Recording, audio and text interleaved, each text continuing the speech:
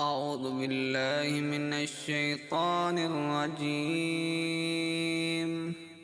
بسم الله الرحمن الرحيم.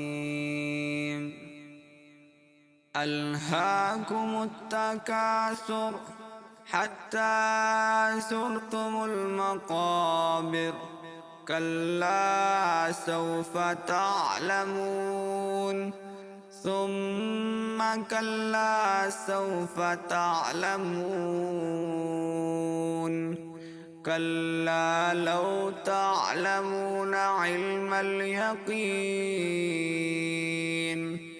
لترون الجحيم